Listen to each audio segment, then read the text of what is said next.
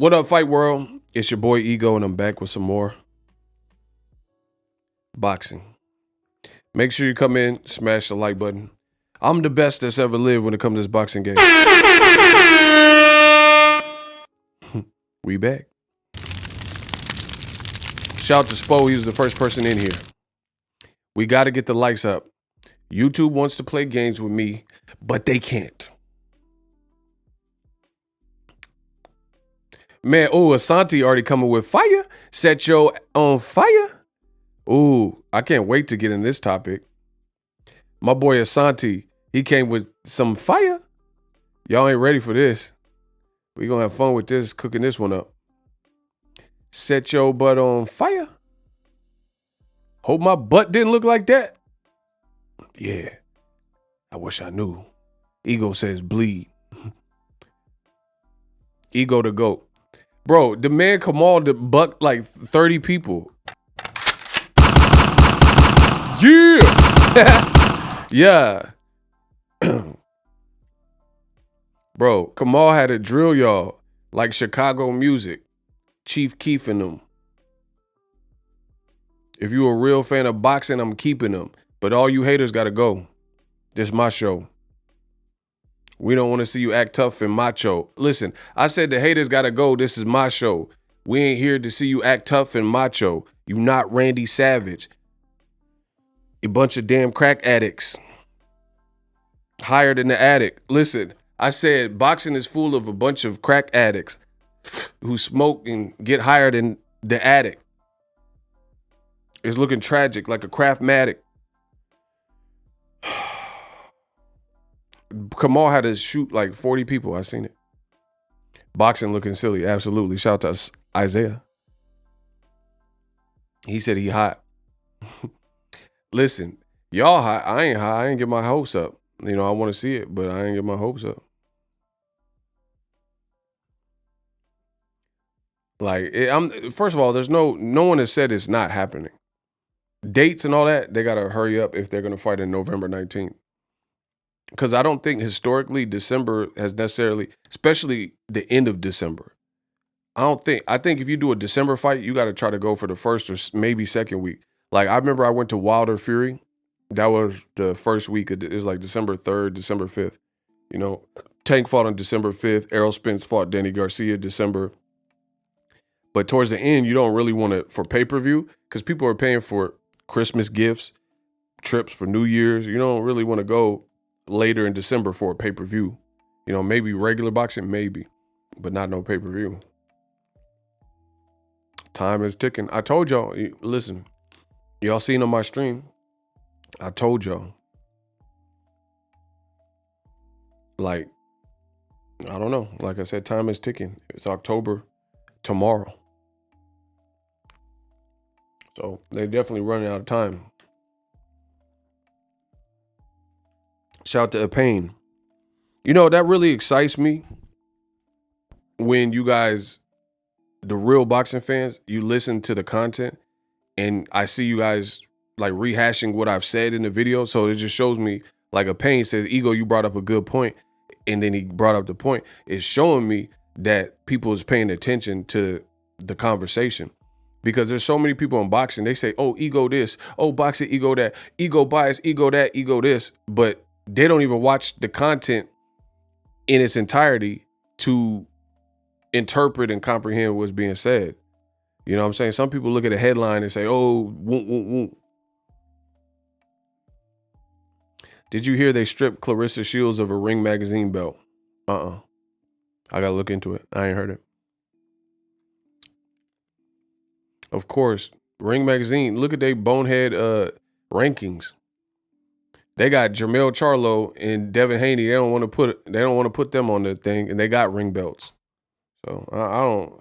They owned by Golden Boy, bro. Golden Boy got like 2 fighters. I mean, let's just be real. See, listen, I didn't want to do this, but y'all made me. Golden Boy, they got like 2 fighters for real. They got like they got like 2 relevant fighters. Let's just be real with it. You got like 3 guys maybe. You got Ryan Zordo and Jaime Munguia. You got 2-3 fighters. You got 2-3 like Michael Jordan. So I don't care what Ring Magazine talking about, for real.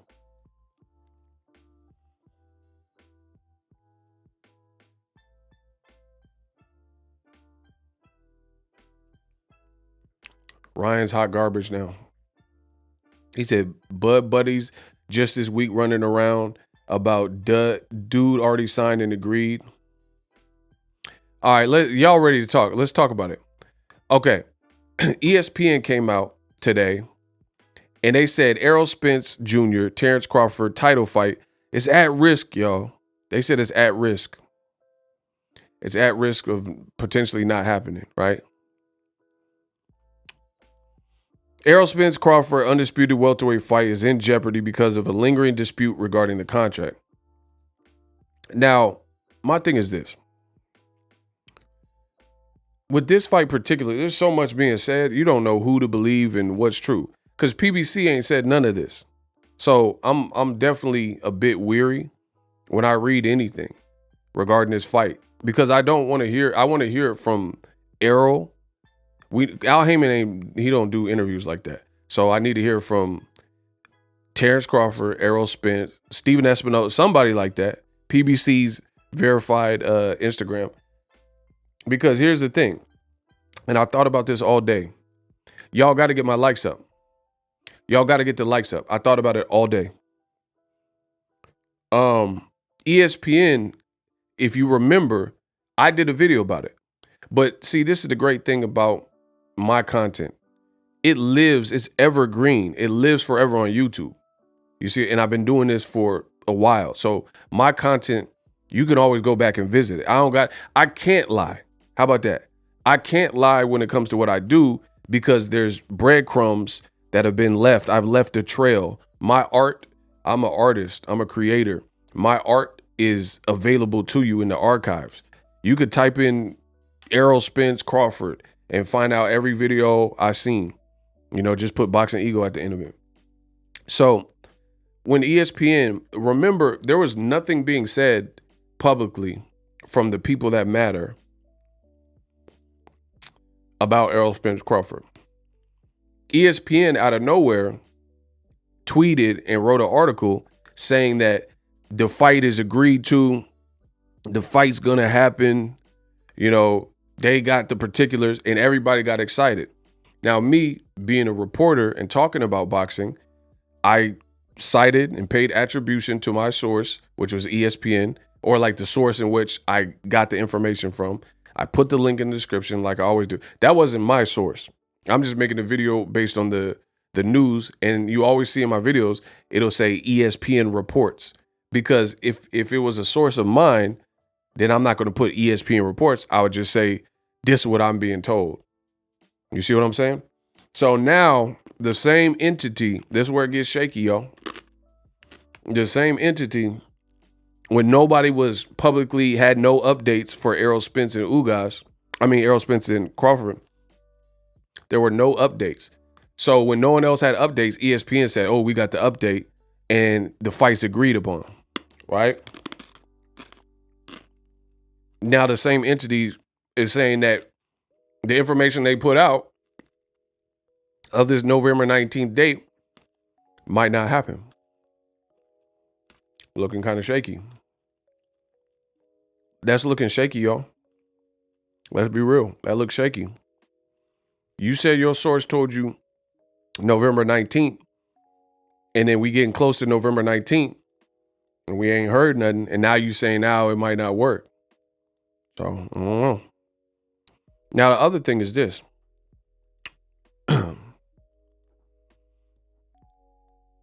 In my opinion, the source has to be coming from Bud in his side, as opposed to PBC.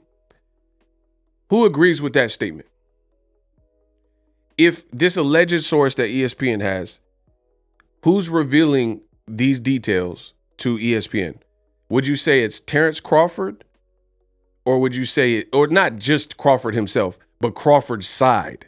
So that could be Bernie, Bomac, anybody on Crawford's side. Or Errol Spence, PBC side. Who is leaking the information to ESPN? Okay, Bud's side. Crawford's side. It has to be Crawford's side. I mean, look at how emotional they get. See, stop playing with me, bro. See, that's my thing. The information, to be honest, to me, it has to be coming from Bud's side. You know why? Because I always empower you guys to listen to what I'm saying, and you'll instantly be able to tell if I'm full of ish or if I'm making a solid point, right? So listen to this.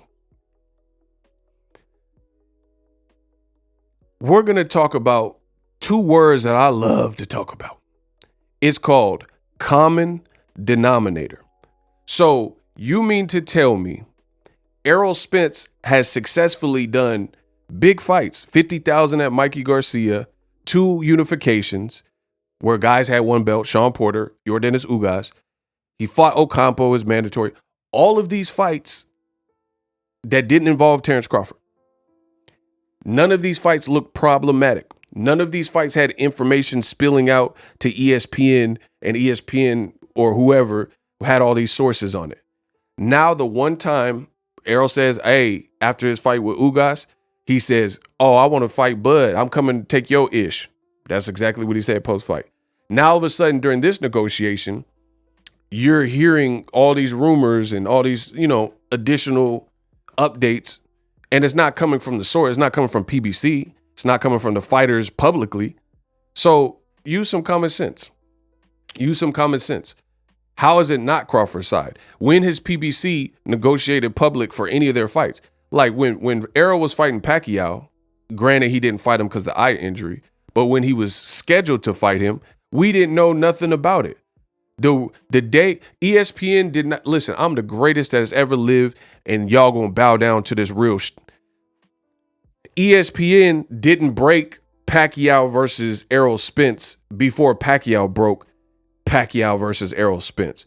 Pacquiao, I remember the day Pacquiao, I randomly looked on my social media and I follow Pacquiao, I follow Terence, I follow Errol, and Pacquiao just randomly put a flyer and it said Pacquiao Spence on won't date. That's what it said. There was no ESPN updating all the negotiations and saying, hey, we got sources saying. So what does that say? That tells me that PBC is not ucking with their boxing reporter, Mike Coppinger, and giving him no sources. Because how come, when's the last time ESPN sourced out a poppin' PBC fight? Before PBC. Listen, I'm the best in the world. Okay, listen again, because I know there's some slow people. They want to go against me. They want me to lose. I'm gonna say it again. When is the last big fight? Like Wilder was coming back. ESPN didn't tell us he was coming back. Wilder told us he was coming back. Wilder said, I'm fighting Helenius. When's the last time ESPN on a website came out and you didn't know Wilder was making a return because you didn't hear it from Wilder. You heard it from ESPN first. Listen, it sounded super fake. You hear it from Wilder first. You didn't go to ESPN to hear that first tape. That's a bar. Listen, y'all got to cop the EP and the new tape. In boxing, it's seeming a little bit fake. We heard it from Deontay Wilder first. You didn't go to ESPN and watch it on first take. So they haven't sourced out no poppin' PBC information in quite some time. So who else, like I said, common denominator, who else is all of a sudden telling all this stuff to ESPN? And again, if you're getting your information from Team Crawford, then of course there's going to be a slant to it because they're not, but if Bud's team or someone connected to him wants the information out, they're going to give you the side of the story that they want to tell you. Right? Like I have siblings, a brother and a sister. If me and my sister got in an argument when we were kids, and then I ran and told Tattletale, and I told my mom, oh, my sister, she kicked me. Right? And I'm just telling my side. I'm just telling that what happened. But then when my sister tells her side, then find out I pushed her or I pulled her hair first. That kids are famous for this, telling one side of the story. You just talking about how you got kicked, but you didn't talk about the cause. So you have to be careful when dealing with sources, because a source would tell you what they want. Like, you see some of these fights, they'll say, oh, the attendance was this and that. You got that from the promoter. The promoter told you that these were their numbers. That da-da-da-da. The promoters are doing a lot saying that Lomachenko is the next Muhammad Ali. They're planting them seeds.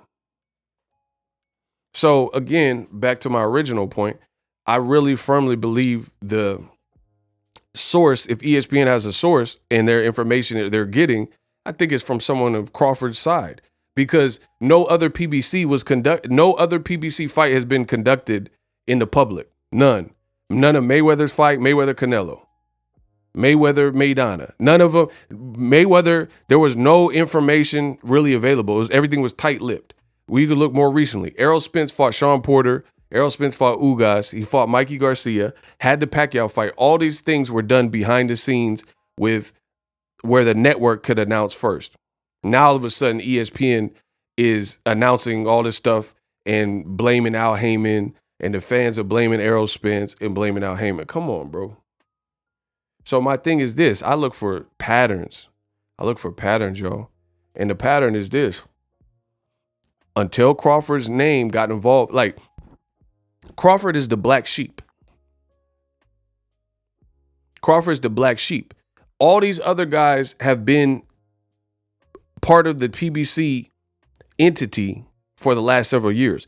Crawford, the black sheep, decided to be with Top Rank for the last 10, 11 years. So he's the new addition, the new, person in the situation. So he's the new kid on campus. All these other dudes, they have a relationship with Al, like Ugas. He's working with Louis DeCubas and Al Heyman. He's been working with them ever since he left Top Rank. So Ugas made the switch a lot earlier, blah, blah, blah. So you guys have to answer some of these questions. How come there was never any problem making an Errol Spence fight until it came to free agent Crawford? And then now they're trying to pin the tail on a donkey and say it's Al Heyman and Errol Spence. But why they didn't have no problem making the Ugas fight after the Pacquiao fight? Why didn't they have no problem? Mikey Garcia was a free agent. So let me get further into the article. Spence and Crawford had agreed terms, with Crawford set to earn the short end of the financial split. Look at the wording. ESPN reported earlier this month. The issue is this. This is what ESPN is contesting. They said Terence Crawford wants transparency related to event expenses since the contract contains no guaranteed purse. Bro, stop it. He wants event expenses announced to him because he's getting the short end of the stick. I mean, what does that even mean, bro? He wants event expenses. So, bro, this is crazy. This is insane at this point. First of all, I'm not giving Terence Crawford credit for doing what the B-side is supposed to do. Nah. And if you can't stomach that, you don't like that, you don't like me, good. Leave the channel. Because, so what am I saying?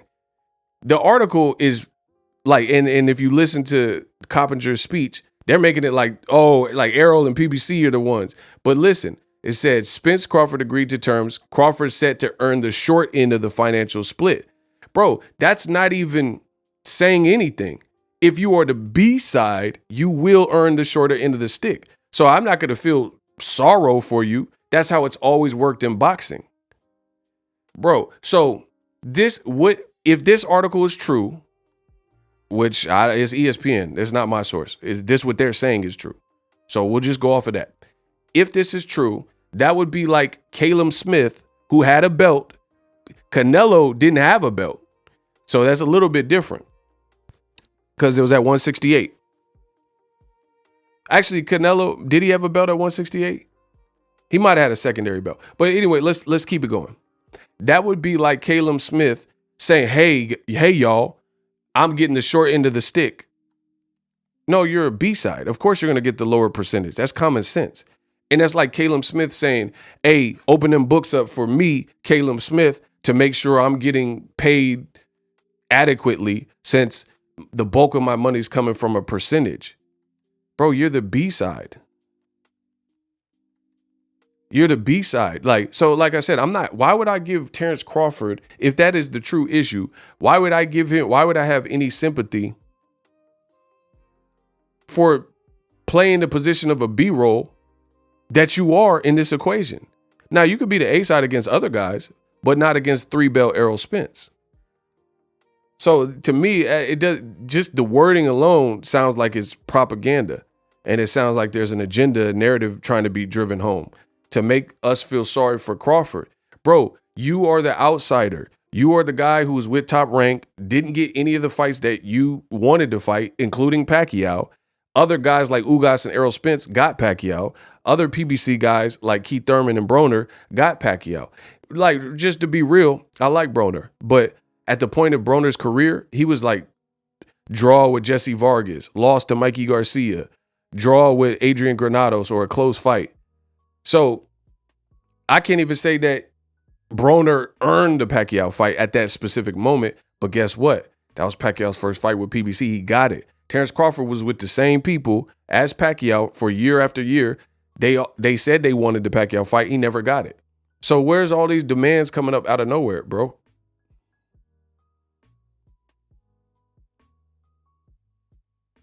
So again, Terence Crawford, okay, here's an example. I'm a 49ers fan. They got the home side and then the visitor side, bro. If you a visitor to Levi Stadium, you'll probably be booed because you the visiting team. We don't care about the Seattle Seahawks. We trying to beat you. We trying to beat you.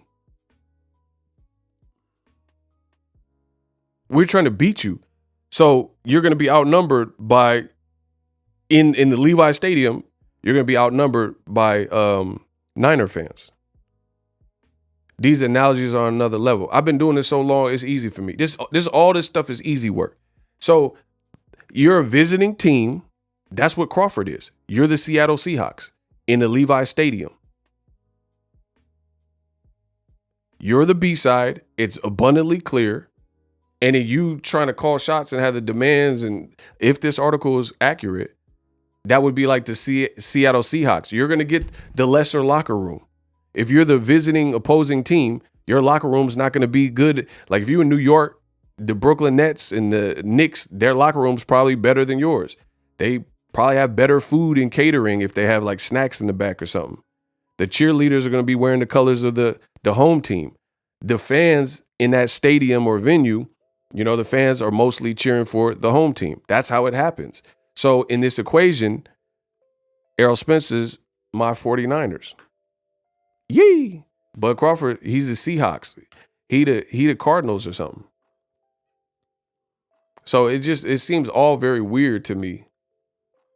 He wants the event expenses according to ESPN. And here's the other thing. I know people trying to point the finger at Al, trying to point the finger at Errol, but listen to what I'm saying, man. Y'all got to get the likes up. Y'all got to get them up. Here's the other angle.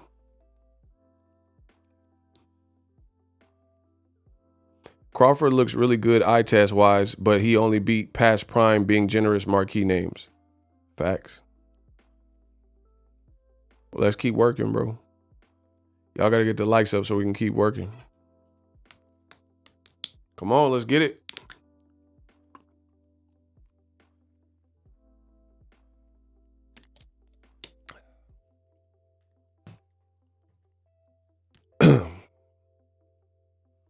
So anyway, why, like, people are framing it like, oh, and Crawford took the short end of the stick.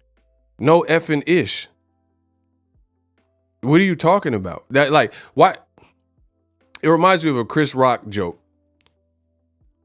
He said, I love black people, but I hate niggas, right? And he was telling the difference between a black person and the N-word, right? It's a joke, obviously. And he was like, niggas bragging about stuff They supposed to do. Like, yo, man, yeah, I'll take care of my kids. You're supposed to take care of your children. Right? And he's like, yeah, but I ain't never been to prison. I ain't never been to jail. You're supposed to stay out of jail. Bud Crawford situation. Oh, Bud took the short end of the stick. You're supposed to take the short end of the stick. If you the B-side, bro, Caleb Plant was the B-side versus Canelo. There's no way around it. Canelo had more belts than him, more star power than him. And even though 68, he didn't have as many fights as Caleb Plant, because Caleb Plant's whole career was pretty much there. Canelo's the man in that equation. So you're supposed to be Canelo gonna get the pot. That's Canelo. He done numbers that Caleb Plant to that point had never done. Caleb Plant had never been on pay-per-view as the main event. That's how it goes in boxing. So you guys got to look beneath the surface and read between the lines. People keep saying, oh, Bud did everything. Bud took the short money. You're going to take the short money, bro. Why would I give you credit for you doing what every other B-side done? They're like, but Bud, he agreed to a 35% split. I've been telling you since the dawn of time, Errol Spence is big fish, he the A-side. Of course you're going to take the smaller split because you're the B-side. You don't have his resume at welterweight. You have one belt, he has 3.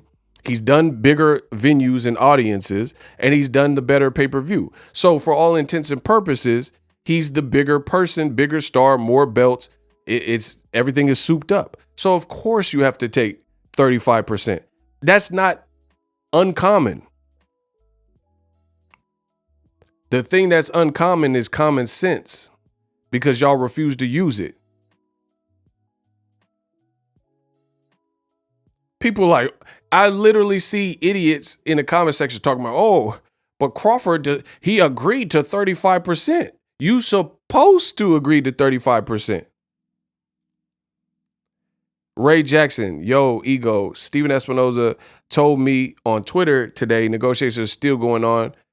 Don't believe everything you read. I seen that, bro. Shout out to him for reminding me. I did see that. But I'm just going off the pretense. This, like I said, ESPN, I don't work for them. ESPN, that's their source. I'm just going off of what is being written in print. I hope the fight is still on so we can just be done with this, to be honest. So, yeah, I don't necessarily believe everything I read, but I'm just going off of what's being said. But that's a good point. I did see that tweet from Espinoza. Y'all got to get the likes up. But I still see people on Twitter, Instagram, YouTube, comment sections, and they saying stuff like, oh, Bud, like he did something noble because he agreed to the lesser money. That's all of boxing, bro. If you're the B-side, you will get less money. That's just common sense. Bud's the only person in his fans that think it would be 50-50 when one month got 3 belts and you got 1. What, you gonna bring your undisputed belt from 140? But I got these. But you're not fighting at 140. What are we talking about? Bro.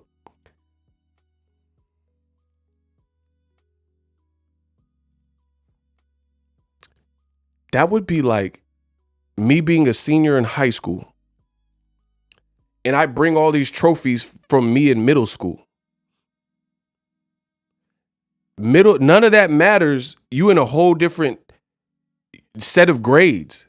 You bring in your old report card from middle school to high school. What does that do? Now, I'm not taking away from Crawford's accomplishments. That's dope. You have a, Hall of Fame room in your house and, get the glass cases and whoop, whoop, whoop. You're supposed to show off your accolades and accomplishments, but it doesn't serve you no purpose. It don't serve you no purpose when you actually move to another division. Shout out to Sir, what's up? I just got here, ego. You see old media blaming Al Heyman. That's what we're talking about right now. You came at the right time. Shout out to Jaywalk. Bro, that's what they blaming Errol. It's a typical same old thing. They couldn't wait for this article to come out just so they could place blame. But all I'm empowering you guys to do is listen to what I'm saying and tell me how much it makes sense. For one, how come all Errol Spence fights have been smooth sailing until he got to Crawford? Enlighten me. If you cowards disagree with what I'm saying, stop being a coward and enlighten me. How does that make sense? So every single Errol Spence fight, and these fights have done numbers, like 50,000 for Mikey at AT&T. I got it in my phone. So I was there for that, right? I was there for Spence and Porter. I was there for that. How are all these other fights got done smooth sailing, no issues, no long, laborious negotiations that are lasting 2, 3, 4 months or whatever, and they just got done? But as soon as he gets to Bud Crawford, the free agent who was working with a cartel leader, who was working with Top Rank for 10 years when people said don't resign, now all of a sudden the negotiations just keep taking longer and longer and longer, and now people are saying it's fights in jeopardy and, you know, push it back maybe. I mean, explain it to me, bro. So, okay. I watch a lot of crime drama. I'm currently watching Dahmer. I watch a lot in that kind of, when they're looking for a suspect, let's say someone got stabbed up and killed at a hotel, they're going to look in the rooms, and then guess what?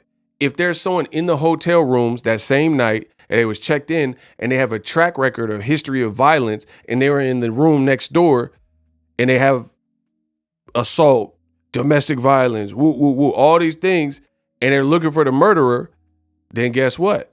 Based on your history and your jacket, your track record, then you would be like a likely suspect to consider. You see what I'm saying?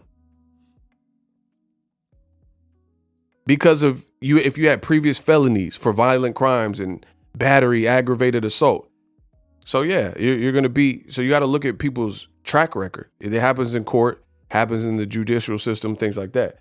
The track record, Errol has never had a track record of not doing what he said he's going to do. Errol has never showed a track record of his fights being complex to make.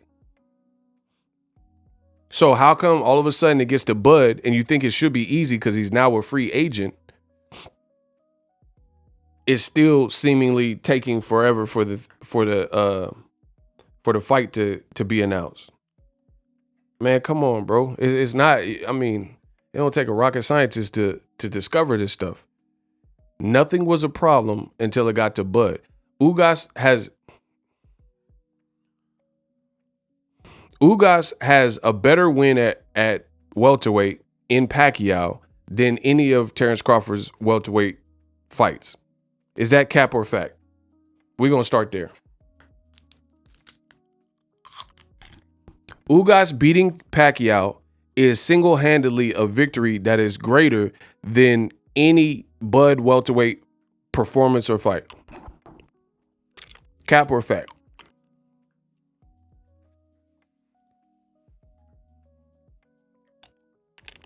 So you would think if Ugas beat Pacquiao, the fight Errol was supposed to get, and he had to bail out because of his eye, you would think that Ugas, maybe he gets big-headed because he's like, man, I just beat a Hall of Famer. I just beat a Hall of Famer. I beat Pacquiao. You know what I mean? You would think that someone like him coming off a win like that would be like hard to negotiate with. But that fight was made easily because his very next fight was Errol Spence. So how does Ugas, and he really beat Sean Porter before Errol Spence, and before they just robbed him on that. Shout out to Machiavelli the Don. Appreciate you. The money goes into my piggy. Bro, that would be like, let's say you worked as a valet parker, and then there's a guy who's filthy rich, like let's say Jeff Bezos. Jeff Bezos has all this money, and then you're the valet parker. You would think maybe somebody with that much money, maybe they're the ones that are inconsiderate or snobby. And then if you met Jeff Bezos and he was like, nah, Jeff Bezos he's a real good dude. You know what I mean? And then you have another celebrity who ain't making the money that Jeff Bezos is making, and then you meet him and that person's a jerk. That's kind of backwards if you think. You know what I mean? Because a lot of people would naturally think the person with the more money, they might have their chin in the air. But then you see somebody who's not like, imagine if you met Dwayne The Rock Johnson and he was cool as hell and he got all this money and he was super cool. And then you met Tekashi or something who don't have rock money. He don't have money like Dwayne. And then Tekashi was the one like didn't want to take a picture. You'd be like, damn, I just met The Rock and Jay-Z and they was super cool. And now you don't, you know what I'm saying? You don't want to give me a picture or autograph or you're nasty to deal with. So like I said, I would imagine Ugas would probably be harder to, because he beat Pacquiao convincingly. So you would think that he would be hard to deal with, harder than Bud. But that's not the reality. These clowns still mad at Ugas beat Pacquiao. Facts. Bro, people on this blame Al stuff. But PBC showed a propensity to get their fights done. So why is it blame Al, blame Errol, blame Al? Why? Because ESPN said the fight's in jeopardy. Now, furthermore, it says the issue is Crawford wants transparency related to event expenses since the contract contains no guaranteed purse. Bro, listen.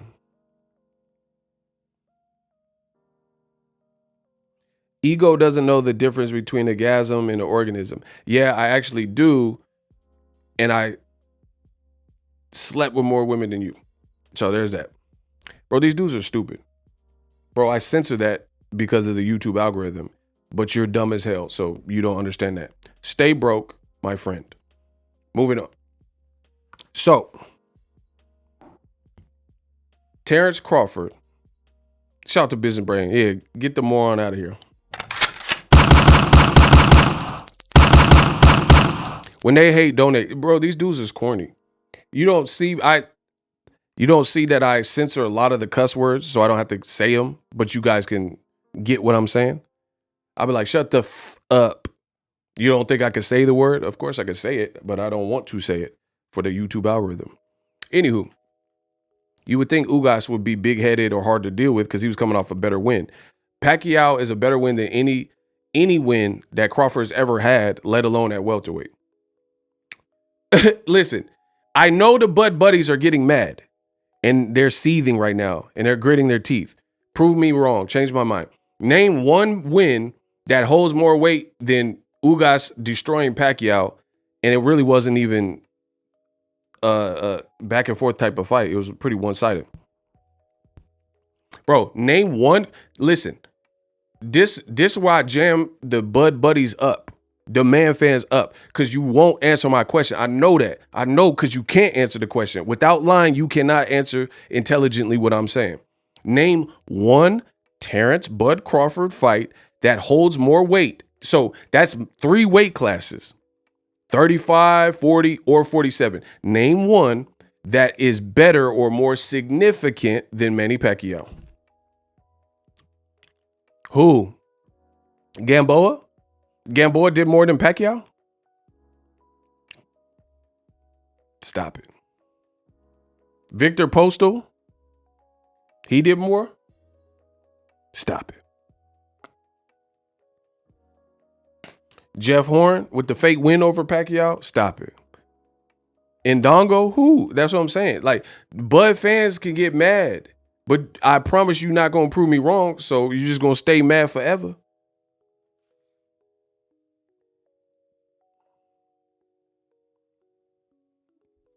Now, back to this expense list. And it sounds real senseless. That's a bar.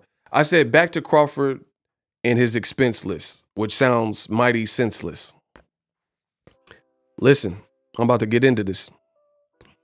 Crawford wants transparency related to event expenses since the contract contains no guaranteed purse. Again, I am not going to give you, someone said meme machine. I'm not giving you credit for taking less money because you're the B-side. You will take less money. The only people that didn't get that was Crawford and Crawford's team.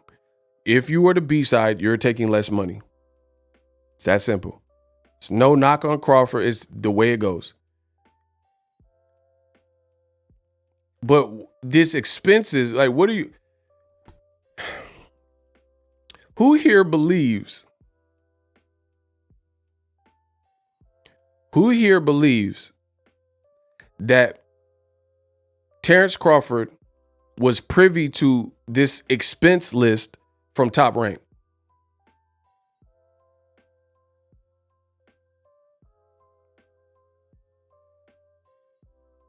Actually, let me say it in the form of a question. Do you think that Terence Crawford was given from Bob Arum, Jewish man out of New York, graduated from Harvard? Do you think that Bob Arum gave Terence Crawford throughout the 10, 11-year course of the Top Rank Crawford relationship? Do you think Top Rank made this expense list for every Crawford fight and made that available to Bud and his team and his lawyer? He said he took what Bob gave him. Oh my gosh. Bro, listen. I'm asking a direct question which requires a direct answer. All I want to see is direct answers. I told you I'm the greatest that's ever lived. There's no one that's going to outthink me. Nobody. I know it hurts. Do you think that Bob Arum gave Terence Crawford for every one of his fights an expense list of what opened the Top Rank books and said, this is what we're spending on for the lights, this how much the undercard, or whatever this list is that Crawford wants? Okay, so now y'all playing with me. I don't like when y'all play with me. So why does he need that now?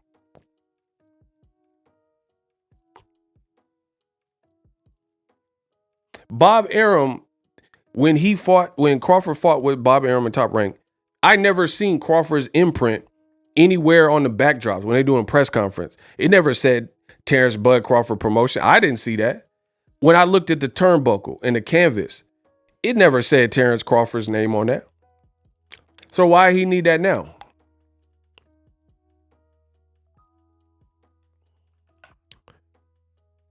Why he need that all of a sudden, but he didn't do that with the whole time he was with Top Rank?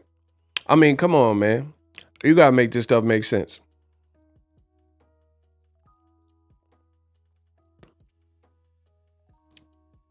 Make that make sense. Why do you need all this stuff now to make the fight? Like, first of all, you said you're about legacy and Errol was ducking you.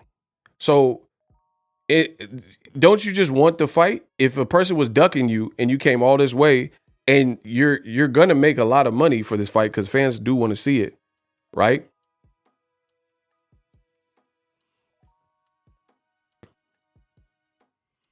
But now you have Terence Crawford, who's this magnetic businessman now. Kamal said there's always drama around Andrade and B-Side Bud. Shout out to Kamal Oz.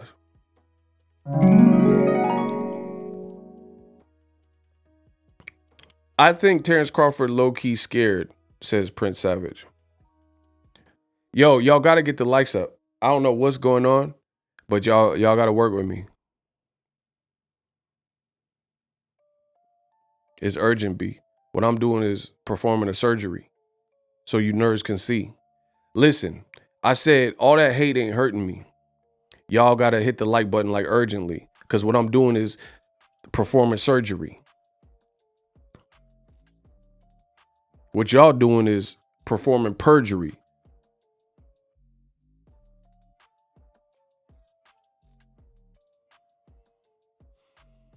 Ashley, what's up? Ashley's Corner. So why Bud need all this stuff now? Did you get this with Top Rank? See, all these sources, when they see Bud, they're not asking them none of this stuff. What's up with Kinahan? Were you with him? Why you need all these extra things now? So, like, bro, listen, we know in boxing, there's multiple ways to not fight. Pricing yourself out, being hard to deal with, all that type of stuff.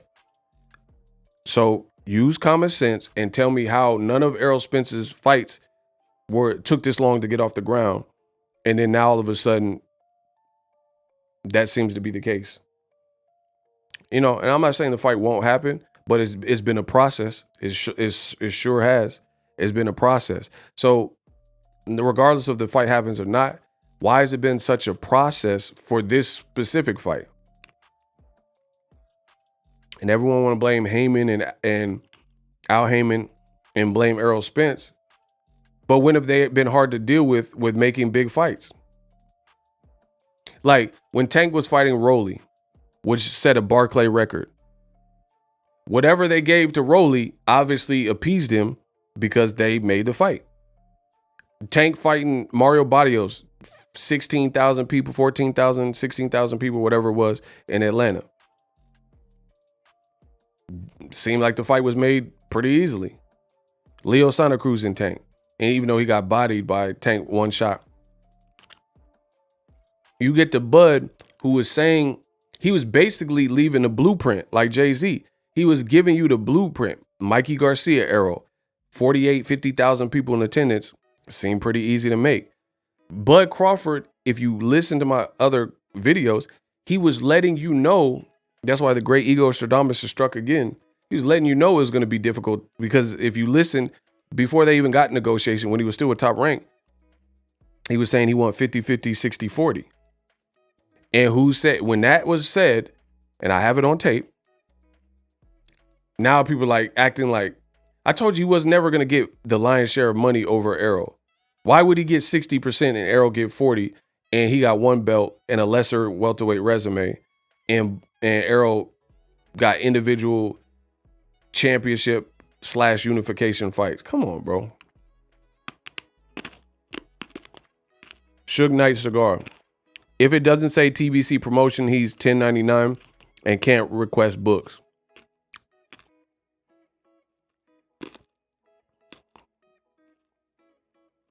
I'm just wondering why it's all of a sudden complex when Bud's in the equation.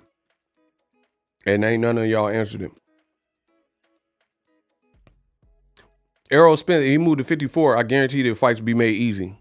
That's a whole nother weight class. Fight be made easy. You know what I'm saying? Like if they made Errol Spence, Tony Harrison, I guarantee you the fight be made easy. But here's the thing. Here's the thing with Bud too. If he don't fight Errol, dog, you are trapped, son.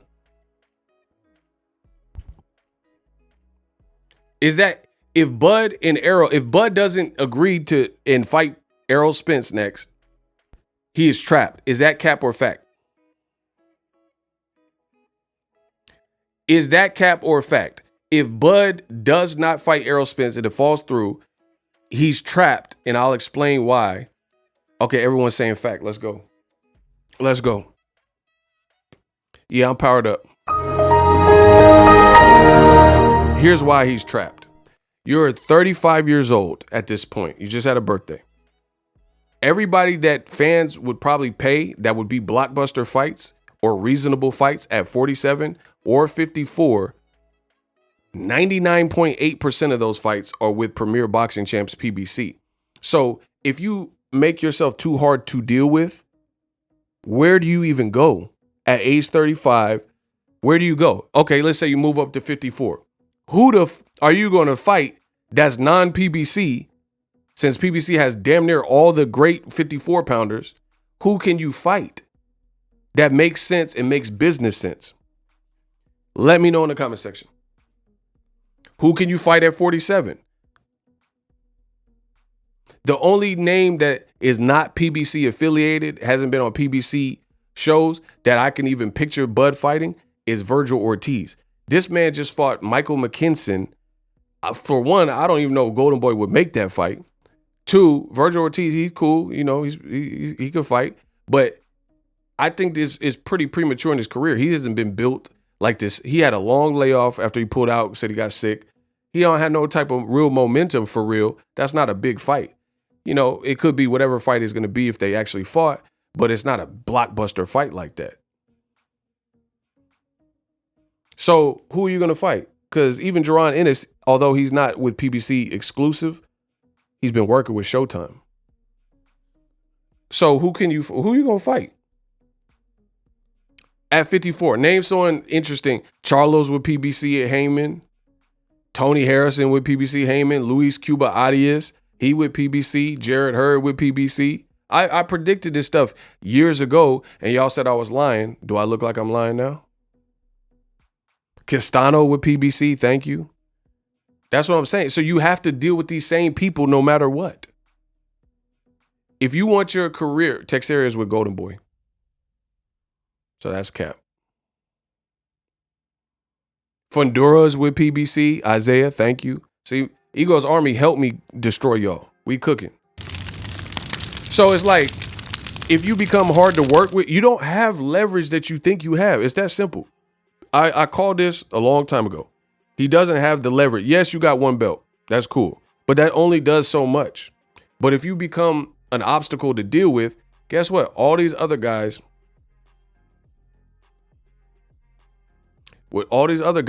they got more options than you.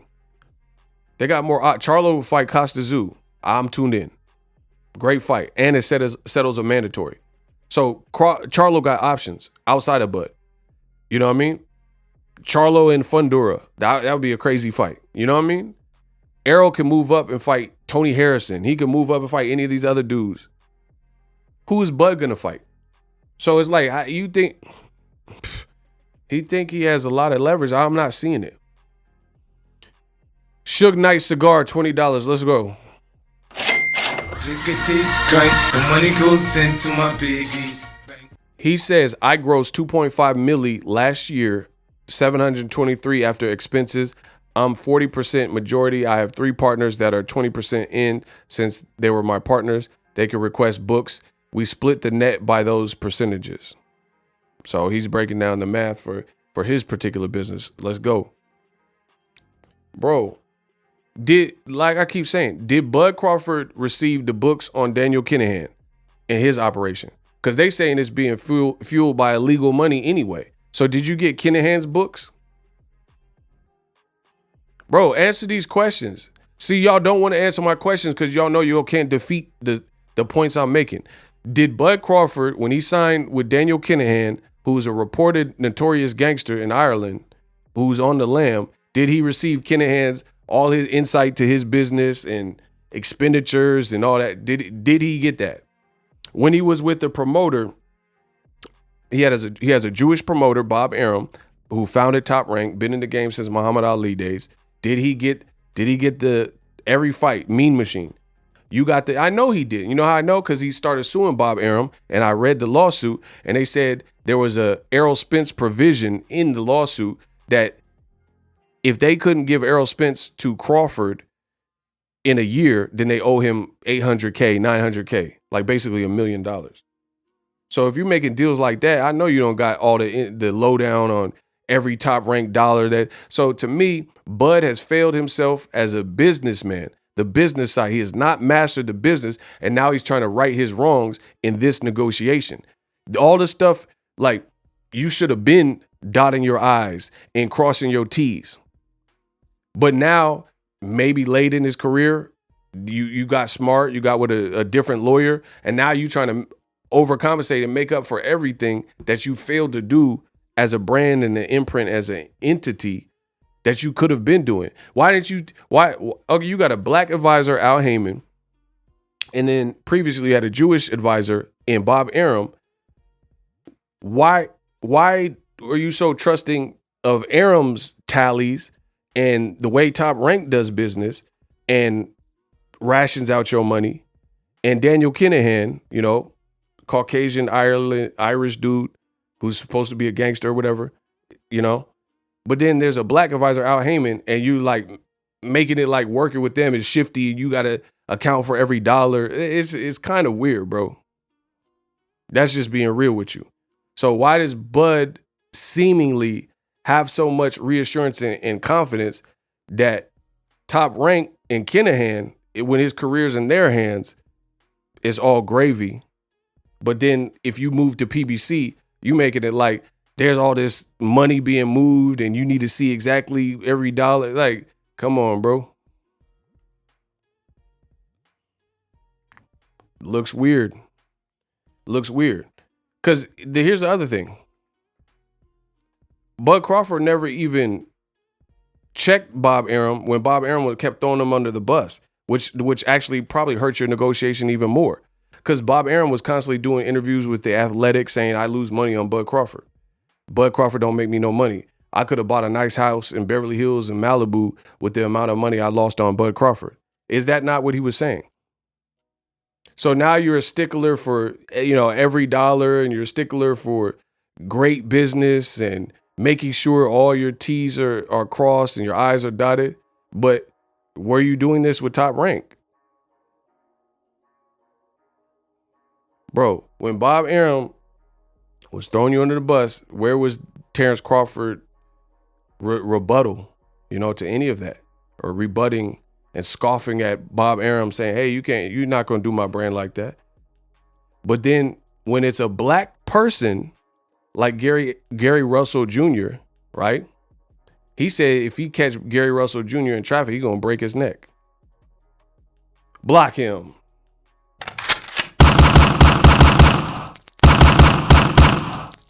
That's what I'm talking about.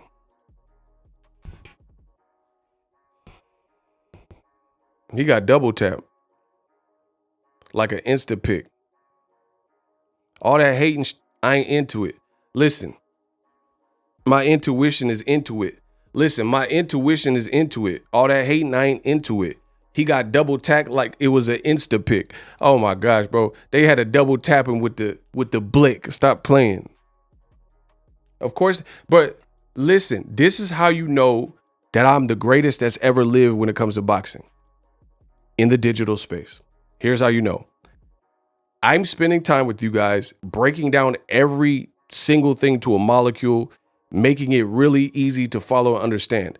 They throw in personals. This guy sucks. Shut up. You're a Spence lover.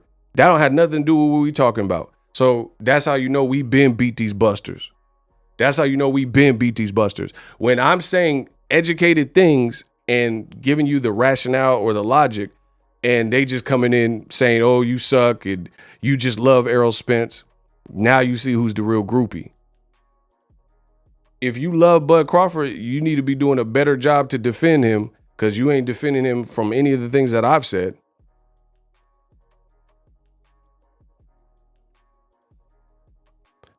Ego stay in his feelings. You the only one laughing at that joke, though. Block him too. Bro, I get paid to do this. I could do this all day. You don't. So bro, he said ego stay in his feelings, and he laughed at his own joke. You didn't even give nobody the opportunity to laugh. You just laugh at your own You got me. But anyway, they only here to cause distractions. So why does Bud need detailed expenses and open the books for me? When does a B-side even get or ask any of that? You don't seem like you in your feelings. That's what I'm saying. I'm talking perfectly calm. I ain't worried about what they say, bro. He said I'm in my feelings. Obviously, y'all triggered by something because you saying stuff that ain't nothing to do with it. I feel great. I know what I'm saying. I know what I'm doing. I'm making money. Bro, how come Bud need all this extra stuff for the Errol Spence fight? He was in the ocean. Bud Buddy's the new Canelo Man fans. I'm convinced. Shout out to Ed Payne. The money goes into my piggy. Listen, how come Sura says B-side is really the broke side? But here's the thing. Like, listen, here's the thing. I keep telling you this, and I'm going to keep saying this. Fans only care about the end result, for real, for real. If Bud does not fight Errol Spence next, it will hurt him more than it hurts Errol Spence.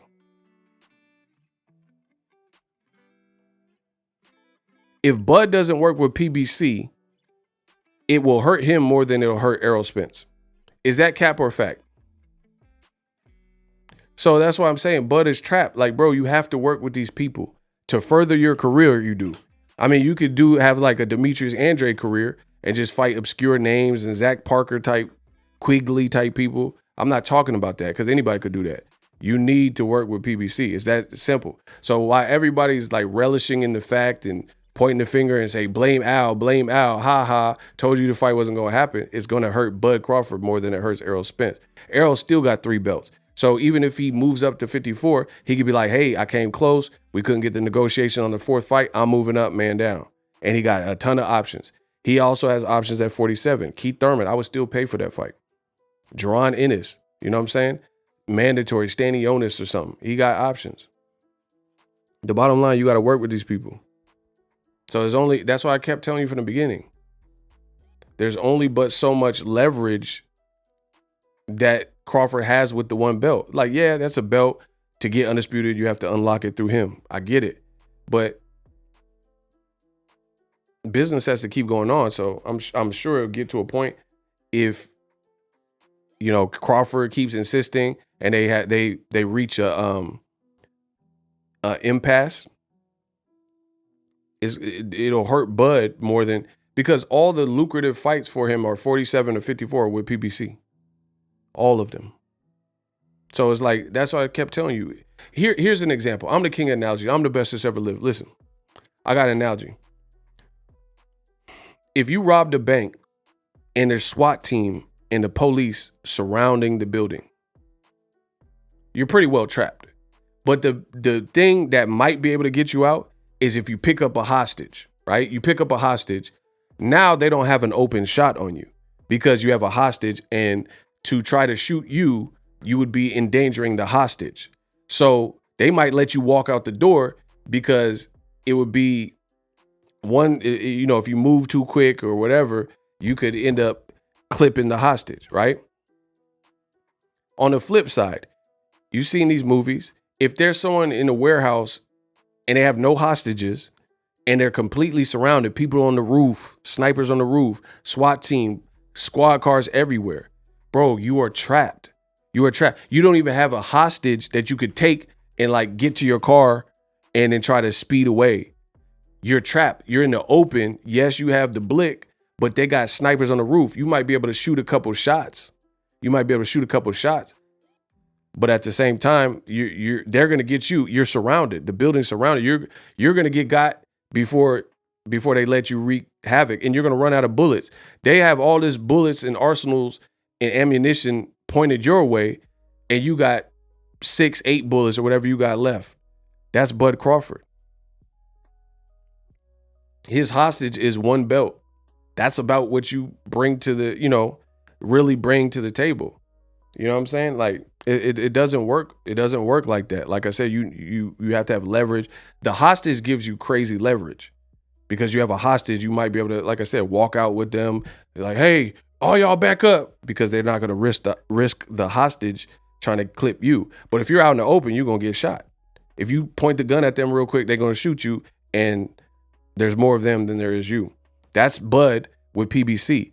Bro, if you're not reasonable to work with, they got all the fights you need, literally.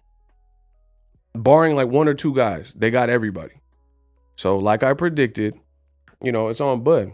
I mean, he can think he has all this leverage, but if they get to, like I said, an impasse where they're at odds and they can't see, then it's gonna hurt Bud more than anybody else. Because where does he go? He gonna go to Matchroom? Then what? Who you gonna fight? Who can Bud fight with Eddie Hearn? Please let me know. Rashid Mohammed, appreciate you. Drink a deep drink, the money goes into my piggy. Hands down, the boxing show. Here's a show of support. Shout out to Rashid. Yeah, Eddie Hearn. Who you gonna? So Conor Ben, he might mess around and lose to Eubank. So if he lose, I mean, who's gonna want to see Bud and Conor Ben? So we have to see how that fight play out. Who are you gonna sign, a Golden Boy? And then Rashidi Ellis, a black fighter, left Golden Boy, got treated bad after he beat the Alexis Rocha. Who you gonna fight? You gonna fight Virgil Ortiz? And then what? You 35 fighting Virgil Ortiz, who's on their way up at best and has no body of work. And it's not, how much you think Golden Boy can even pay Terence Crawford? That's what I told you. You guys get mad. Crawford doesn't have as much leverage as you think he has. Bro, how much Golden Boy, they don't even look like they get treated the same as Eddie Hearn on DAZN. So how much money could they put up to make Terence Crawford and Virgil Ortiz? Like I said, all the real weight and the fights that Crawford truly needs is with PBC.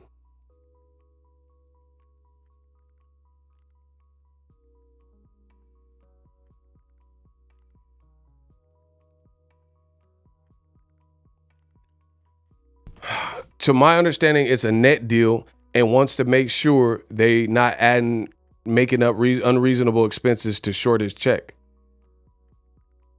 Bro, but okay, why is he so paranoid? But when Bud Crawford has his career in the hands of white men, he not worried then?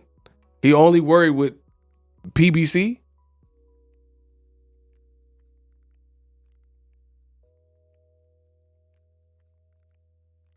Bro, there's no escaping this. When have you ever heard of Bud Crawford? When have you ever heard Bud Crawford and Mean Machine, the fights in Jeopardy, because Crawford's side requested, all this extra evidence of how much he's getting to the exact number from Bob Arum? How whatever Bob Arum and Sean Porter? That was a pay-per-view, wasn't it? I don't remember. Sean Porter was a pay-per-view, wasn't it? I know Amir Khan was. Bro, how Bob? That's what I'm saying. That's my point. Why all these new rules and stipulations? I know Bob Arum wasn't giving him all this, letting him know how much it costs for the venue and the lights and stuff like that. Sean Porter, how do you know you got paid? That's what I'm saying. How does this just come up out of nowhere? But you just fought Sean Porter on Top Rank ESPN pay-per-view, right? How they didn't short you? How they didn't have extra expenses? Say, hey, we got these LED lights, so we got to take it out your. Why is it only PBC? Why do you only not trust them? I mean, come on, bro.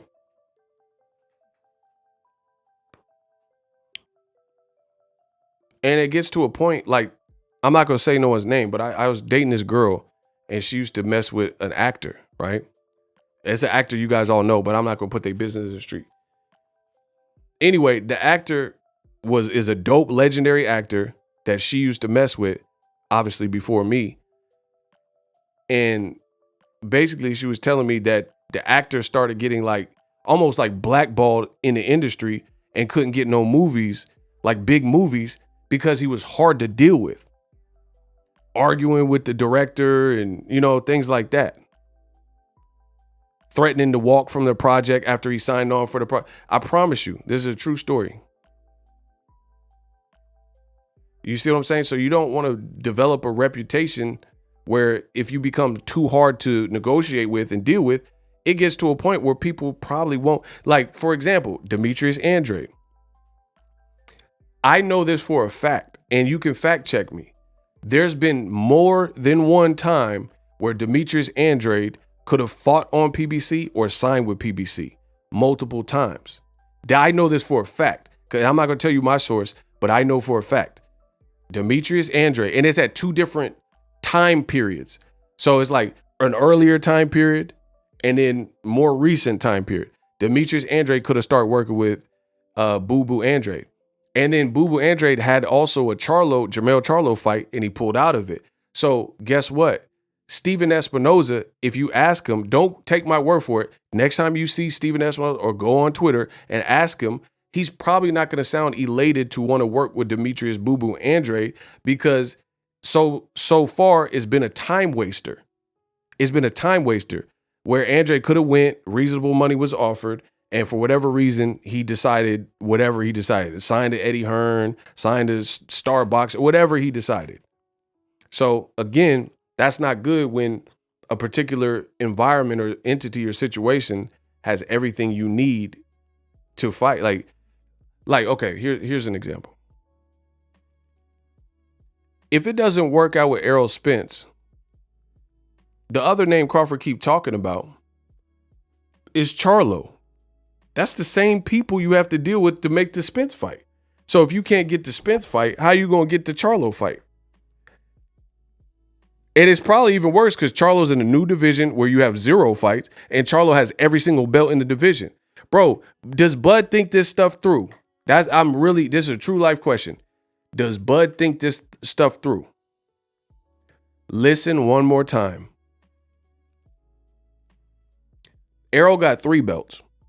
So if for some reason the fight doesn't happen or it falls out, the other name he keep talking about and going back and forth with is Jermell Charlo. On top of Jermell Charlo having a couple mandatories that he has to deal with, which could push his schedule out, you have 0 fights at 154. How are you going to get the Charlo fight? So for one, you got to deal with the mandatories and, put them at peace because they're owed an opportunity with Charlo and they have fights at 54. But at that point, if he moves up, we'll have 0 fights at 54. You've done nothing at 54. And Jermell Charlo has the same trainer as Errol Spence. And he's associated with the same exact people, Al Heyman and PBC and blah, blah, blah. So like I said, what is Crawford going to do? Like, let's say you reach a stalemate and you and PBC just can't agree. And then they're like, hey, we offered all the stuff we could, take it or leave it. If he decides to leave it, then what you going to do? You think you're going to go into the same office, PBC office, and say, I couldn't get Errol, but what about Charlo? That puts you into more of a deficit leverage-wise because at 54, you have 0 fights. And at 54, Charlo has a crazy resume in all the belts.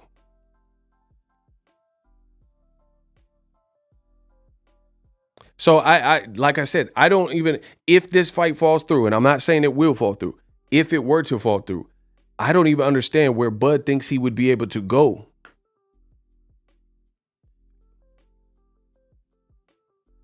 Like, who you going to work with? What fight you going to get? Shout out to Vladdy Fred. He sent money in the Cash App. Hey, what the heck? Yo, he sent $1 to Cash App. Let's see what he's talking about. He said, man, facts. Since when do the B-side can say anything? That's what I'm saying. Like, bro, sometimes in life, you got to play your position.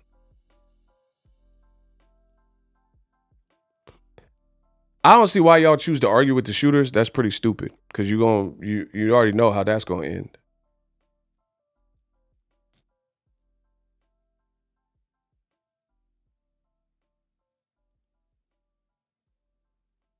Bro, can someone interview Bob Arum and ask if Terence Crawford had the books and all these expense sheets tallied up every fight he had with Top Rank? Because again, what changed? Why do you need all this stuff when you didn't get it with Top Rank? I still haven't seen one reasonable answer.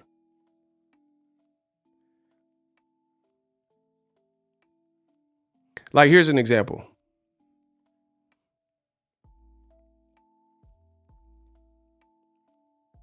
If I worked at like Microsoft and then I end up, after 11 years, I end up leaving Microsoft and I go to Apple, right?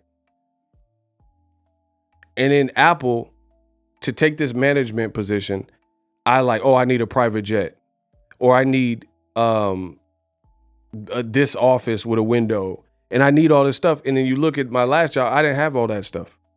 You would be like, how do you come to us and then all of a sudden you need all this? Like, I need a P card. I don't know if you guys know what a P card is. If you didn't have that stuff with Microsoft, why do you all of a sudden need all that stuff? So you were able to work for Microsoft and we're already paying you more than you made at Microsoft. But now you need, I need front row parking. I need this. I need hotel accommodation. I need a private jet. I need to fly first class. Your last job wasn't giving you that. So how you need first class now? How are you too good for coach? When you was with Microsoft, you was only flying coach. You see what I'm saying? So I'm not understanding the logic. Crawford, we know he wasn't getting all this extra stuff when he was with Bob Arum and Top Rank. Hey, Top Rank. Hey, Bob. Does Bob Arum even seem like the type of person that would open the books and business up for you to peek under the hood? Like, really ask yourself that question. What you know about Bob and what you've seen from Bob, does Bob Arum appear to be the type of person that would, open the hood so you could peek under the hood and see everything that he's doing and where his money is going? That looks like some spy stuff. Like you try to spy on how the business is working or something. That look like, bro. Like me personally, if I was that paranoid, I wouldn't even want to work with you. If I think you're gonna shaft me, I don't even know if I would want to work with you. If we had no level of trust, like I think, oh, you try to give Errol extra money, you got to show me everything. Like, bro, if you that paranoid, I don't even know if I would even want to work with someone that if I was that paranoid. He said Bob ain't opening no books for Crawford. Facts. That's what I'm saying.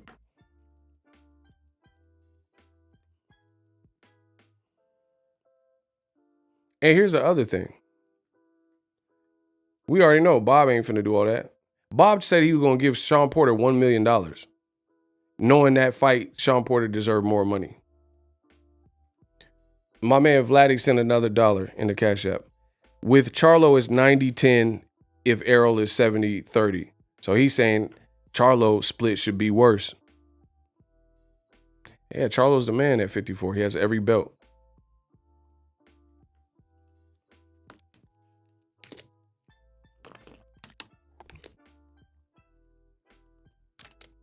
Bro, I just don't understand. If this ESPN report is true, I don't understand how Bud Crawford suddenly needs all these different things that he didn't previously have, all these new expenditures and expense lists and, comedies and, what I'm saying, all this stuff. You didn't have that before. Bro, like, listen, I didn't want to have to put it, like, listen, I didn't want to have to do this, but y'all made me. Bro, I didn't want to have to do Bud like this, but I got to do him like this. Bro, I got to do Bud like this. Because enough is enough. I got to just say, I got to just say what's real. So, I know for a fact, and you can ask Bud this. If I'm lying, ask him. Ask him this. Bud was fighting in New York, and then he had Top Rank gave him a room. He was fighting at Madison Square Garden, probably a smaller room, but he was fighting at Madison Square Garden, and they gave him a room at this hotel that's directly across the street from Madison Square Garden by Penn Station. See, do I got any New Yorkers out here? Are there any New Yorkers that know New York well in the chat right now?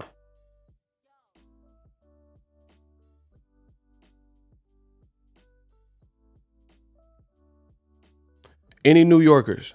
What is that hotel that is directly across from MSG?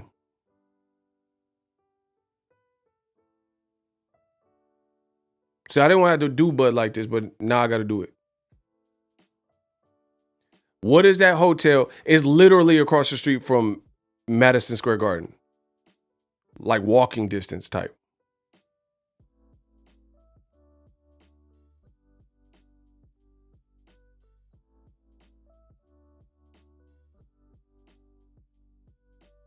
Anybody, come on. Y'all said y'all's from New York. How y'all don't know?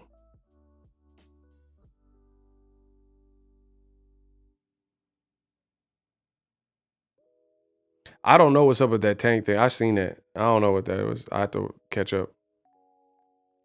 Bro, what is that hotel across from Madison Square Garden? Nobody knows?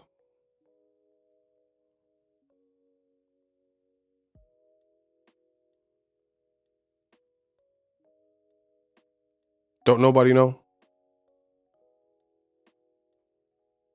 Well, moving on.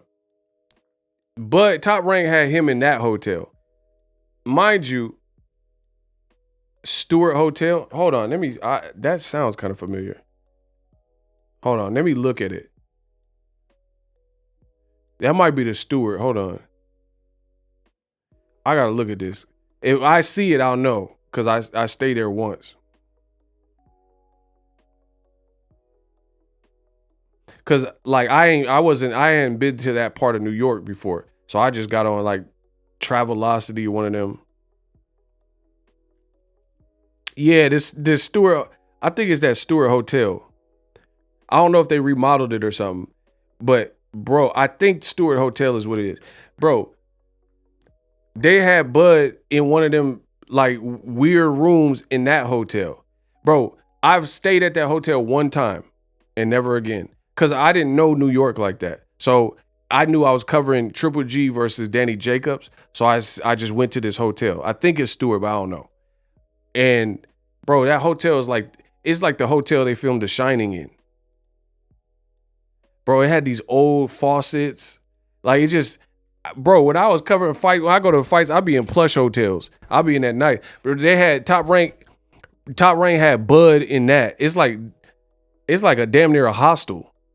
So you worried about PBC, bro, you worried about PBC shortchanging you, but the room accommodation that you got was in that hotel where they filmed The Shining. Danny isn't with you, Mrs. Terence. Red Rum, bro, you was in the Red Rum Hotel. Bro, I didn't want to do Bud like that. But okay, so that's Top Rank for sure wasn't splurging. If they put you in that, they could have put, bro, New York got some of the bombest hotels. They put Terence Crawford in the Shining Hotel. And it's weird as, bro, you go towards the elevator, open up, blood starts spilling out, and the little girls and tricycle, man, come on, the little twin girls was in there. That's the room Top Rank put you in. Stop playing. Man, y'all better stop playing, bro. You was in the Red Rum. You was in the Danny isn't with you, Red War. Oh my gosh, bro. So you worried the PBC ain't gonna pay you right, but Top Rank had you in that old hey yay. You was in that old 18th century spot. Man, stop. Y'all be capping, bro. I swear. I went on accident. I didn't know it. The pictures look different, but I know Top Rank know because they do fights out there all the time. Bro, they had him in that. Crawford was in the room. Bro, I think, bro, the hotel room was so old, they had a rotary phone. If Bud had to call 911, he had to go like this.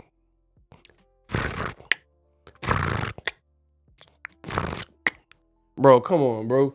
And you worried PBC ain't gonna treat you right, but you was in that hostel of a hotel. Man, come on, bro.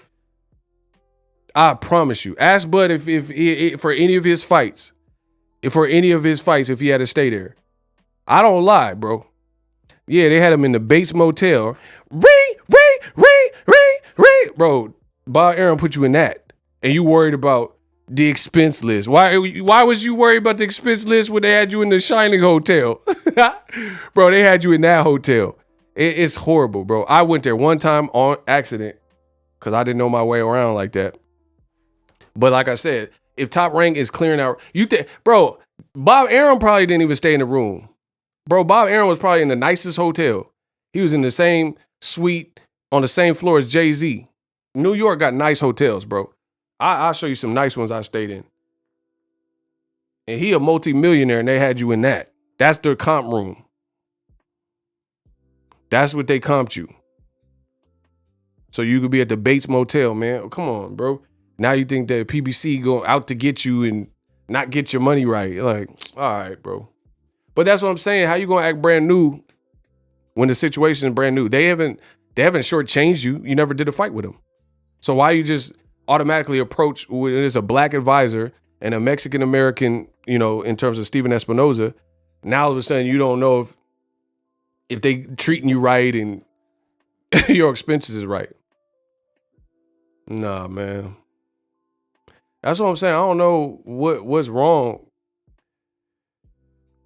And then Bud, like, I think Bud has a lot of pride and ego. That's what I really think. But sometimes pride and ego could get you in trouble if it's not realistic. You know what I'm saying? if it's not realistic, because he probably feels slighted or like angry that he had to take the 35% split. But I told you that was coming. I told you. And then now that's what's being reported. So now I showed you.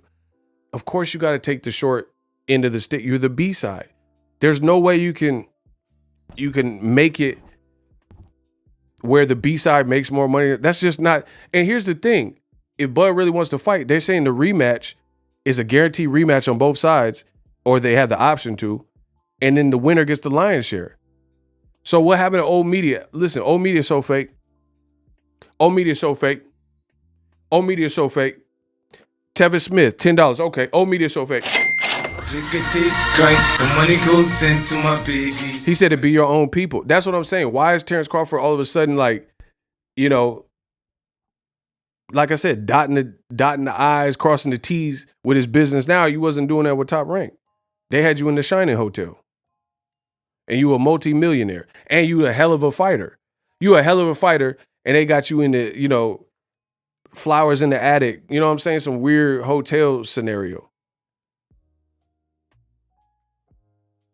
You a multi-millionaire. They could have got you a bomb-ass room. Like, just look at this. Look at this I'm talking about. Does Top Rank give Terence Crawford a PJ every time he fly out for a fight? Because I don't see no pictures like that where he's always in a PJ.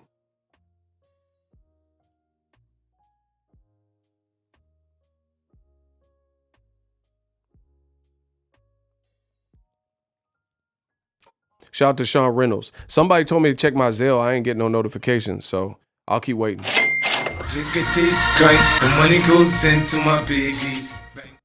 I'm just wondering why Bud has all these concerns. So for me, from the outside looking in, if this ESPN article is true, to me, I think Bud is mad or whatever that he has to take the shorter money, which I told you was going to happen, the shorter percentage. So now he's like a stickler for all the other stuff.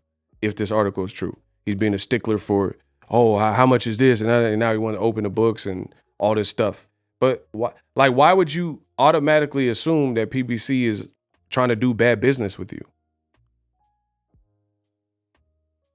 You know what I'm saying? Like, and again, why not have the same attitude? Like, I guess I could respect it more if I always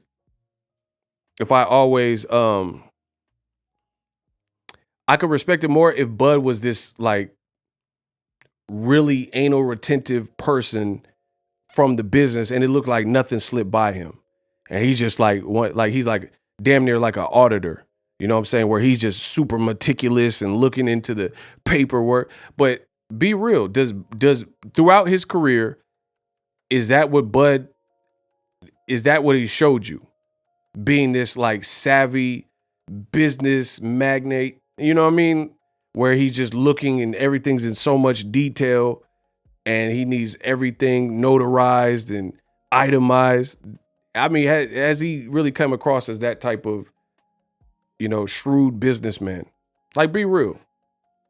I just want to hear the truth. Has Bud came across like that? Like nothing gets by him. I make strategic, like I'm Warren Buffett, you know, I'm just making every investment. I read 8 hours a day and now all my investments, you know, I don't have no flops. Come on, bro. But now you get to the biggest fight of your career, which you're going to make a lot of money because everyone wants to see it. Now it's like all this long stuff. And here's the other thing. We got a $5 Cash App, man. The money goes into my piggy. $5 from Phoenix Taylor. Bud is not acting like he wants to fight, to be honest. Bro, and I hate to say this about Bud, but I'm being serious because I keep hearing the same news, so I have to be real with my audience. Bud, I think his energy has shifted a bit because the longer negotiations string out, like how as long if the negotiations continue to be long and prolonged, I'm questioning if Bud and their team would want to fight a guy like Errol Spence having been out the ring that long. Listen, just y'all gotta feel me. Hold on. Listen, I'm the best in the business. Smash the like button. Y'all gotta hear me. Y'all gotta feel this point. Y'all got to. Let me just lay the groundwork like I always do. Please get the likes up. Let's keep working. I'm a machine. I'm an animal. I'm a savage. I come with that action, bro. Y'all got to get the likes up. Like, salute. That's the only way. My voice is hurting. Come on, let's work. Bro, Bud Crawford fought one time a year for the past 2 years. Listen, Bud Crawford fought one time for the last 2 years. Errol Spence is a volume machine. That could have unlocked new fears. That's a bar. Hold on.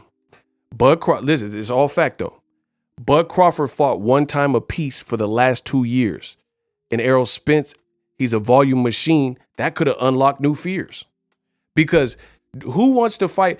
The last time he fought was against Sean Porter. And I want to say it was in November, maybe December. November, December of 2021. Even if you fight in November 19th, that means you've been out the ring pretty much a year. If they have to push the date back to December, that means it's going to be over a year. It'll be 13 months out the ring. If they push the fight to January, February, March, then you just keep adding on to it. Then it'll be, you've been out the ring 13, 14, 15, 16 months. So the longer this strings out, to me, that might be where part of his team is not liking that, and they might want a tune-up fight. Real talk, no cat, no kizzy. They might want a tune-up fight because Errol just fought more recent than you. Like listen, how come Errol Spence had a messed up eye, detached retina, and flew through a car, hit asphalt, and he got the same amount of fights in the same activity level as you, and you've been healthy as far as we know. Listen, I said I do it for De Niro. I bring the heat like Pacino. You fought the same amount of times as Errol, and you've been healthy as far as we know. Listen, I said I do it for De Niro and bring the heat like Pacino. Bud fought the same amount of times as Errol Spence, and you've been healthy as far as we know. How have you fought the same amount of time as a person who, had a near-death experience in a tragic, crazy car accident that could have been much worse,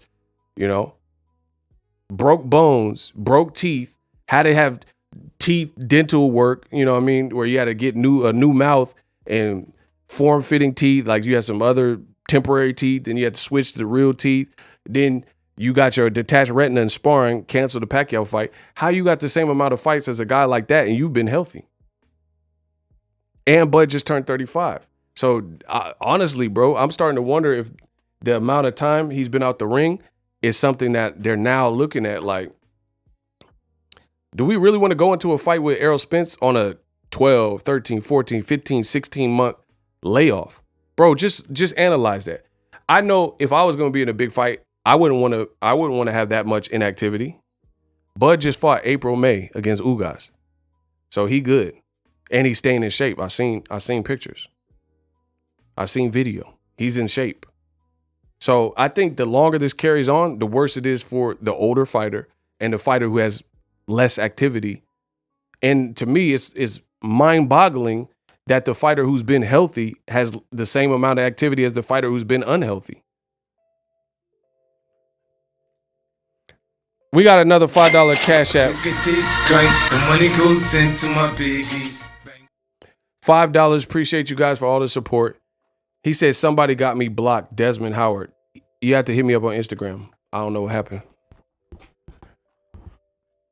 Bro, just to hear what I'm saying.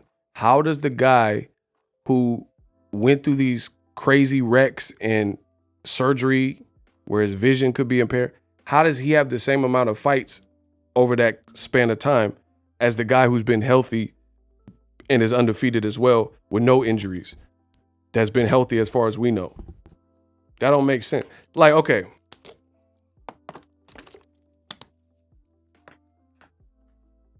That would be like if LeBron James, who has been healthy, let's say he played the same amount of games as Derrick Rose, who came off back-to-back injuries. Does that make sense? If Derrick Rose was injured and he had these like ACL tears and, you know what I'm saying, like meniscus and all this stuff, and then he was out for the remainder of the season, and then he got another injury with his ankle, and he was out for how do they have the same amount of games played and one guy's Derrick Rose and one guy's a healthy LeBron? I mean, y'all got to make that make sense to me.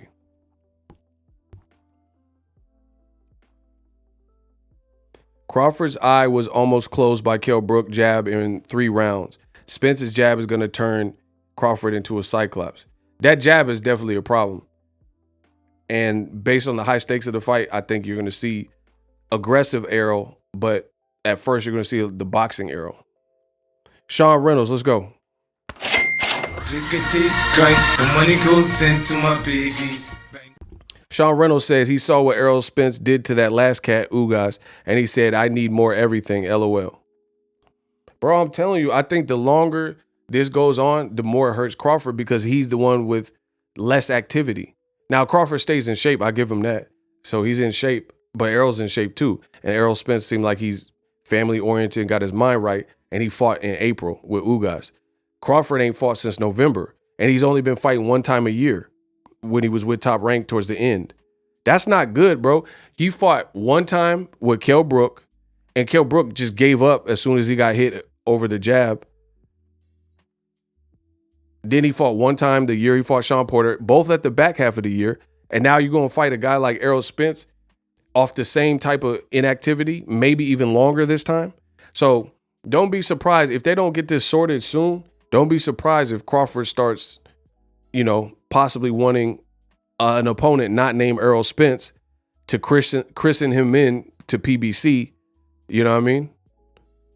And then, or anybody else, whoever, and then maybe try to tackle the Errol Spence, because as far as I'm concerned, for a 35-year-old man, the inactivity is not going to be good. And I think he's already kind of a slow starter, and his style is relying on something, athleticism being one of them, timing being another one of them, things like that.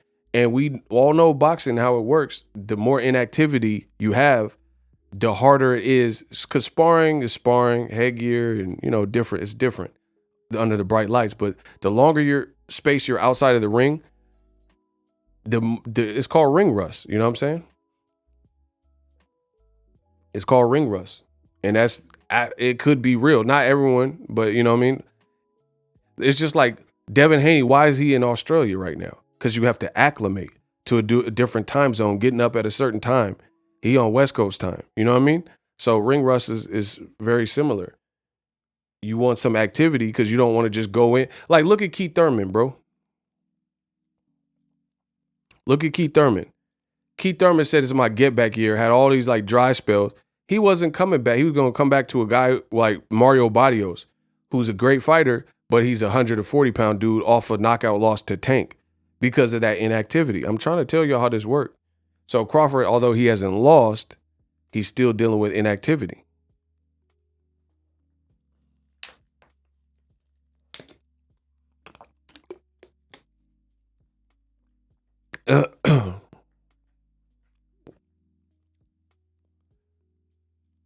This man Sid is a fool, bro. He said Bud the Bookman Crawford.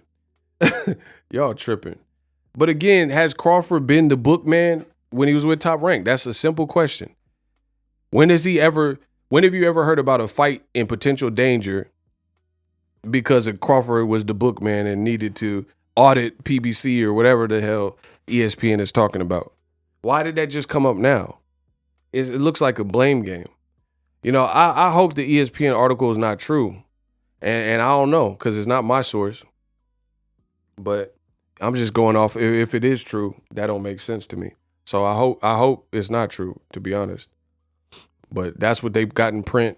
That's what we rock with. Crawford, he don't do interviews a lot, so we don't have his side of it.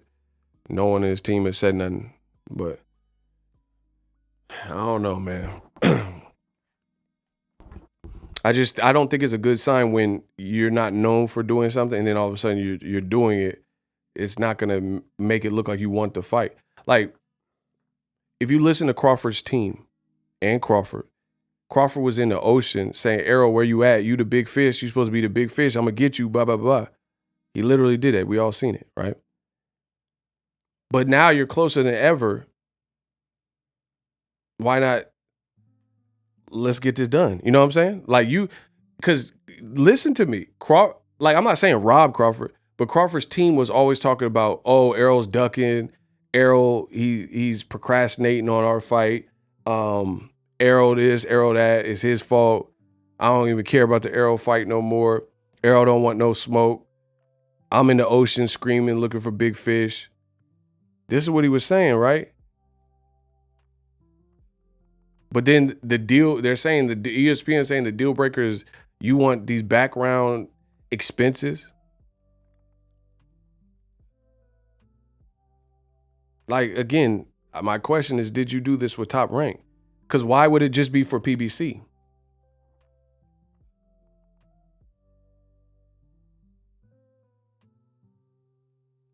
Yes, they were saying that even Bud's sister. What? Saying what? Saying what? You got to elaborate on that.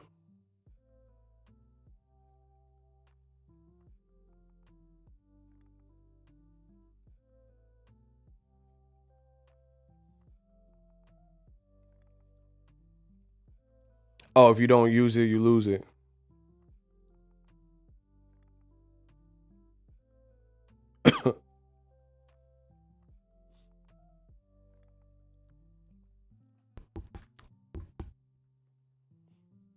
I don't know. I just, like I said, like, you haven't even done, like, why would you enter a new partnership or relationship thinking people are going to do you greasy and smirkish?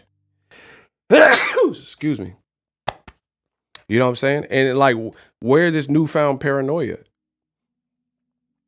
Like, you didn't worry about Bob Arum getting over on you, but you got to audit PBC. Oh, Desmond Howard, $5. Strata. Hey, why y'all block Strata? He said he got blocked. Unblock some shooters. Go find Strata, XX Strata, and unblock him. I don't even know how he got blocked. What did he do? He a regular. Come on, bro. Y'all gotta, somebody please find him. XX Strata. And please free him and unblock him. I don't even know how or why he would have got blocked. Can y'all please do it and then let me know if it got done? Because he just sent me a Cash App saying he got blocked. And he a regular. I don't know what y'all think he said or whatever.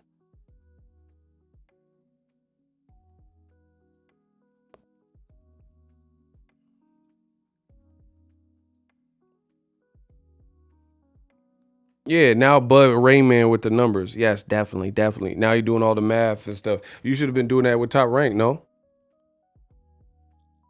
Bro, Bud should have been doing, like, if you was a numbers guy, you Rain Man, you know, yes, definitely, yes. Shouldn't you have been auditing Top Rank too? I mean, these are just simple questions. Why not audit Bob Arum? Bob Arum got raided by the FBI. That's a fact. Bro, listen, see, I didn't want to have to do this, but y'all made me. Bob Arum, type in Top Rank, offices raided by the FBI. Bob Arum also admitted that he was working with Daniel Kinahan, who now has U.S. sanctions on him.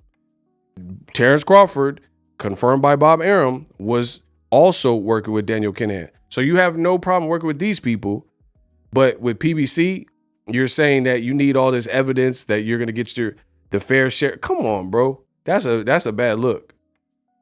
That's a bad look. How come? So you could work with an Irish gangster, bro, and you don't have to look into his business, how he getting his money, what he's spending his money. But you get with an organization like PBC, who's put on the biggest fights. There's nobody put on. PBC has Mayweather fights. So there's no way you could tell me anyone else out there in boxing has had bigger fights. So now you get with them and you acting like you don't know if they reputable. Now you the auditor. Now you Bud Books Crawford. That's weird. To me, at least. Yo, we got $5 in this. This goes straight to the bank account. Okay. Yeah. The money goes into my piggy. This 5 goes straight to the bank account. Shout out to the Zelle from Robert Brown. Bud want to be in the books now. But see, he say, oh my God, shout out to Robert Brown. He's saying the same thing. Bud want to be in the books now, but he was dealing with Kenichi and signed with Bob even after the FBI raided Top Rank. Saying the same thing, bro. That's what I'm saying. Me, type of person I am, I'm consistent. You can say whatever you want about me, but you can't say I don't work and you can't say I'm not consistent. So that's where I'm at with it. If Bud needs all these things, you should have been doing that with Top Rank. You should have been doing that with the Irish gangster, Daniel Kenichi. How you gonna just bring that to the fold now and get your business straight only with the new team that you're trying to work with? That don't look right to me. They really don't look right. You had no problem with Bob rationing out your split and your hotel rooms and your blah, blah, blah. He's like, oh, that's Bob. Because he's been in the game for so long. He just got everything under lock and key and you trust him. And he the one that turned on you. Al Heyman don't even do an interview, so it's not like Al Heyman going to turn on you. Bob Arum did, though. Bob Arum was the one Crawford can't sell. I should have bought a house in Malibu with the amount of money I lost on Crawford. That's all facts. See, nobody could stop the rain. Nobody could stop this pain because everything I'm saying is facts. You could get mad at that, but you just get mad at facts, so that is that. And I'm going to buck him like rat-a-tat. Listen, Bud did everything in his power not to fight PBC fighters when he re-upped for Top Rank the first time. Sean Reynolds, see? Now the cookage is coming. Bro, you said, his team literally said that they're all about legacy and Errol Spence need to stop being a punk. That's what Bernie said. I have the videos. I made videos. He said Errol Spence, he need to stop being a punk. He a chump. Whoa, we about legacy. We got belts and Ring Magazine. So if you all about the belts and legacy and resume, legacy.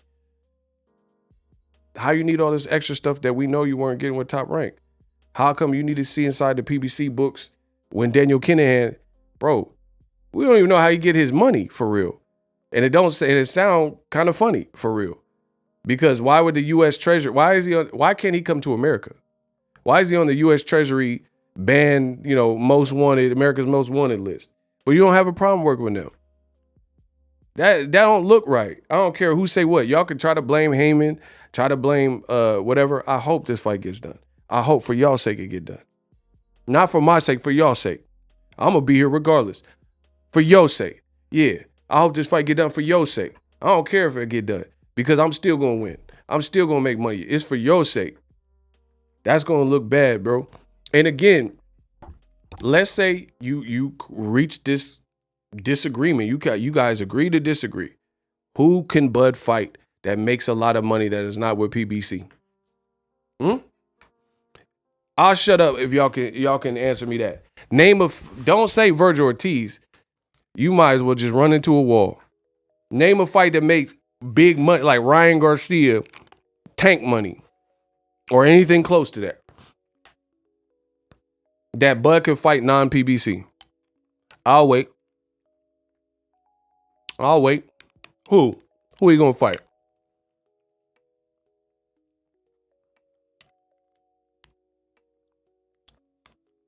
Who? See, y'all can't answer no questions. That's how I know I'm winning.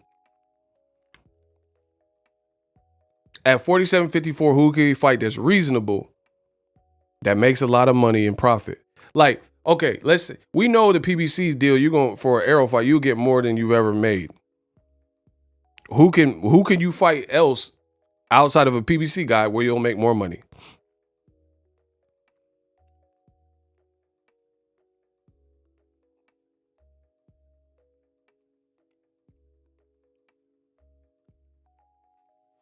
See, y'all can't answer none of the questions I got. And I think so much of Crawford's career is predicated. Keyshawn Davis is his boy. Why would he fight him? And he at 135. Bud's at 47. Y'all just say anything. Listen, it's clear I'm unbeatable. I'm undefeatable. Y'all just say anything. Keyshawn Davis is his man, and he's a lightweight with 6 fights. Why would Bud fight him? So his options are so bad, he has to bring a 35-pounder up or drop down to 35 pounds, fight a friend who looks up to him, and fight a guy who's 6-0. That's the best y'all could do. I must be great. I must be great because that don't make no sense. Y'all talking about Keyshawn Davis. So he got to fight his mans to try to get a big fight. Okay. Who next? Canelo. Man, Canelo, he talking about fighting Makbuk Air at cruiserweight. Their weights is too far apart. Canelo would move him up. He'll move him up. Fight me at 170. Canelo say, fight me at 170.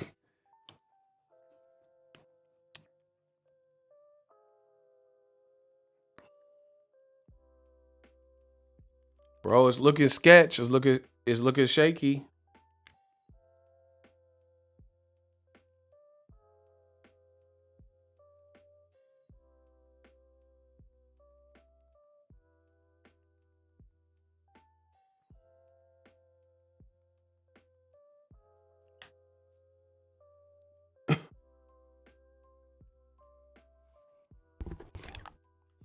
So it's like I said, you only have but so much leverage.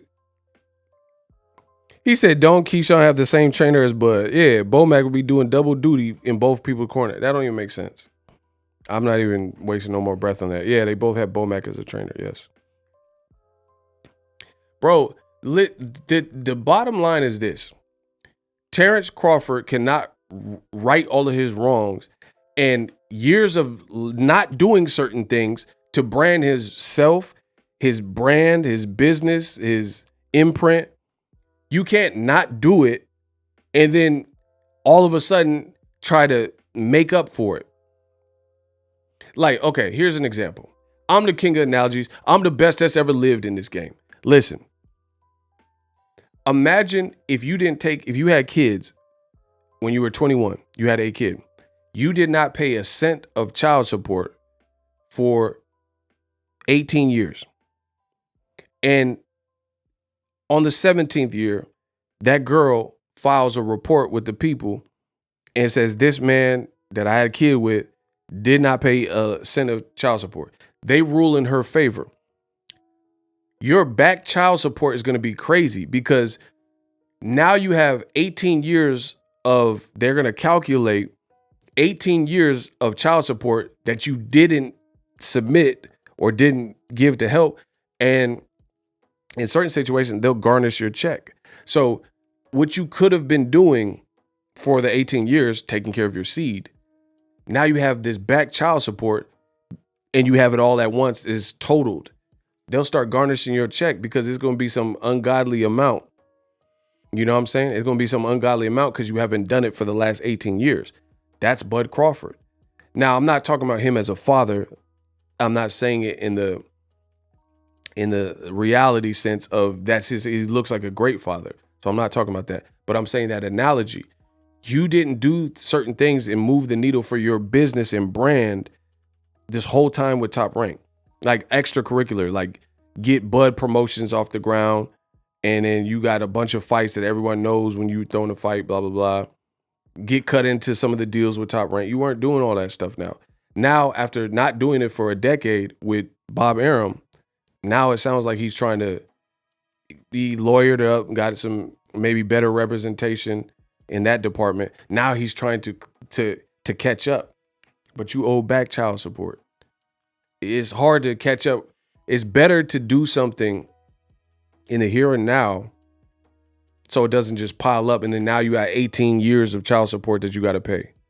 You should have just been paying the child support little by little, and that's where people get jammed up. So that's kind of what I feel with Bud. I think Bud he's trying to make up for lost time and lost ground where he wasn't doing these things as a business, and now at 35, 34, he's smartened up and he's like, oh yeah, I got to look into this and I got to make sure these people ain't robbing me. But you probably should have been doing that with Top Rank, no?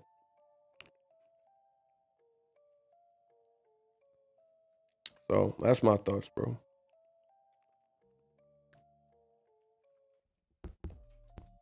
He says going to come back to bite you. And like I said, there's only so long a company's going to let you stall them out. So they really got to get the show on the road because hopefully the fight happens. If not, and there's like an impasse, then to me, again, it's going to hurt Bud more because you need a PBC fighter to fight you. Those are the best fight. Charlo's a PBC fighter. Errol is a PBC fighter.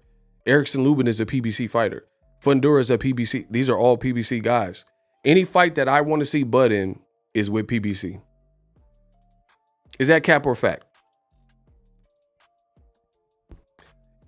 The most money-making fights and intriguing fights for Bud Crawford are all with PBC. Is that cap or fact?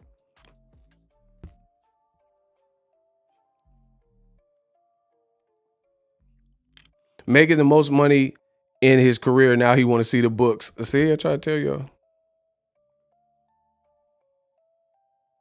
Y'all got to get the likes up. Y'all stalling. Bro, I don't really want, me personally, I don't really care to see Virgil Ortiz versus Crawford.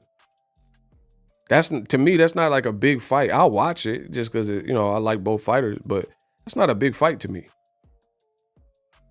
That's not like what, because I haven't seen Virgil with anybody like a Crawford. So I don't know. That fight doesn't excite me. Like I said, Conor Ben, he fighting at 57. So I don't know. He out the window. He might lose to Eubank too, for real. So that's not a fight I wanted. Even if he didn't fight Eubank, I don't really want to see Conor Ben and Terence Crawford. Some Eddie Hearn British promotion with no promotion.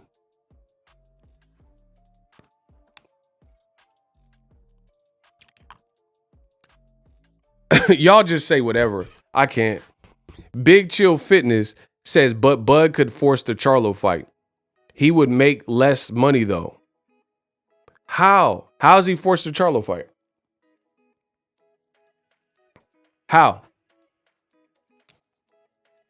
Y'all, listen. Y'all want me to be wrong so bad, but it's not going to happen. How can he force a Charlo fight?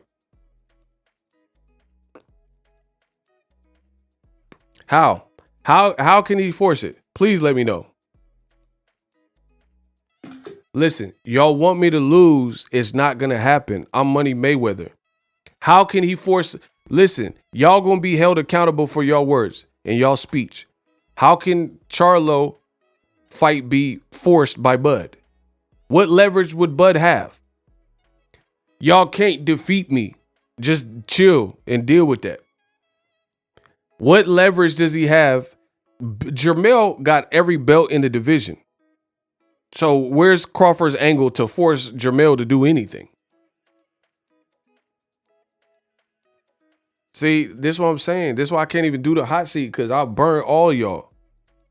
All y'all. There ain't nobody that can match wits with the big dog, with the dawn of boxing talk. I'm the Elohim. I'm him. The Elohim. Ego is the Elohim of boxing. See, I try to warn you. Now you're trying to backtalk the Don. All right. He said the WBO could force the fight. Block him. Here's why. Boom. I was waiting for you to slip up. See, I stay ready, so I have to get ready.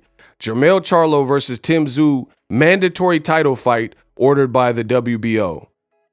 Block him. Block him. He's out of here. I try to get you to chill. Your name was Big Chill. You didn't want to chill. Now you out of here.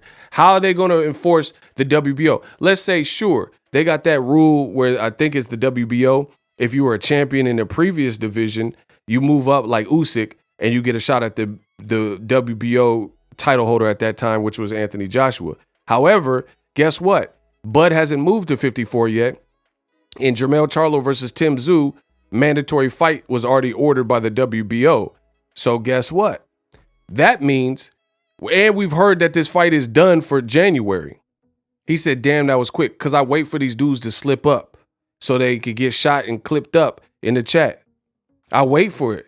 Now, of course it's quick. I'm the greatest that's ever lived. I stay with this. I stay ready. I'm from the Bay, bro. You got to stay ready. Yay, you dig. So anyway, back to what I was saying, the Elohim of boxing. They said this fight is done for like early 2023. The WBO ordered that. Bud ain't up at 54 yet. And he's not indicated to the WBO that he's moving to 54 for sure. So guess what? If you look through the rule books of the IBF, the WBC, the WBO, once you satisfy a mandatory, there is a space in time where you're good for, let's say, a year, and you don't have no more mandatories with that sanctioning body for a year, like Tyson Fury. Tyson Fury, his WBC mandatory was Dillian White.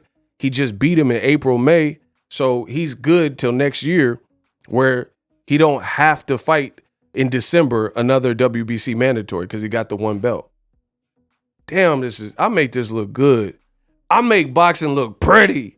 I'm the greatest that's ever lived. Yeah.